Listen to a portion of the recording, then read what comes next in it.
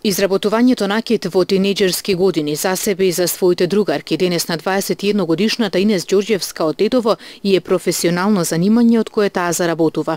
Во незините рачни изработки се спојува талентот, иновативноста и креативноста, а крајниот производ е уникатно парче накид.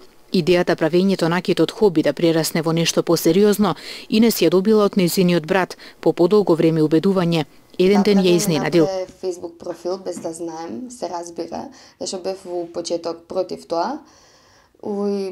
Значи почнав да правам накид, да го сликам, да ставам на Фейсбук и првите 2 неделе, значи немав наручка, нели, уште никој не знаеше за мене дека правам накид и бев скептик за тоа дека нема да ми почне работата, да ми успее сето тоа, но со тек на време, значи почнаа наручките, почнаа луѓето да знаат дека сум таа што прави накид. После добив и нели понуда као да го продавам и накидот у бутик и таму иде доста добро работата.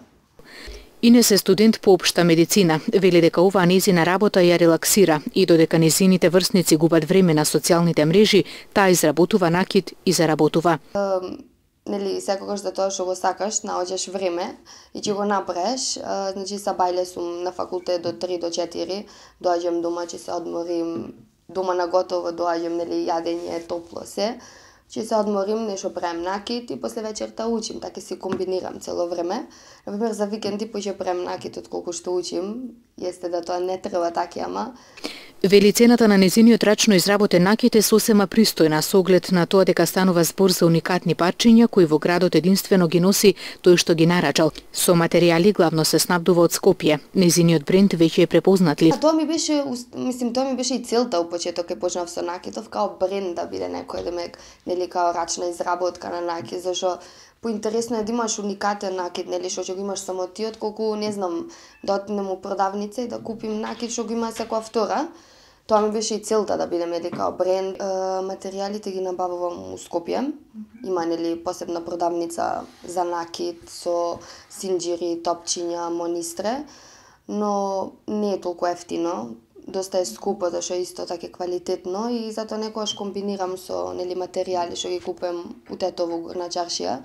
Само што овде и покрај тоа што има, нели, огромни продавници за, нели, монистре и топчиња, ама нема голем избор. И затоа поиќе купувам у Скопје. Исто пред некое време брат ми као да ме изненади, ми наружа доста работи од интернет, така да тоа е малце поинтересно и поиќе работи може да купиш што ги нема овде, по уникатен накид се прави. Највише за себе купува, реално зборено, ќе вида некоја слика на интернет, некој модел или не знам некоја реклама, нешто слично на тоа увек може нешто да се направи. После имам до сега и неколку наручки од страна на, нели, дечковци за дека, за роден ден, дали за некоја друга свеченост. А инаку, например, сега за Нова година, за празници, мислим дека ми беше она најактивно, зашто, нели, идеш на прославе, па сакаш нешто ново, нели, купуваш нова гардероба, сакаш и накид што ќе иде уз тоа. Имам доста и наручки, нели, од други градови, што е доста поинтересно, например, не сум само окружена, нели, овде у Тетово, туку и надвор од Тетово и тоа е многу добро.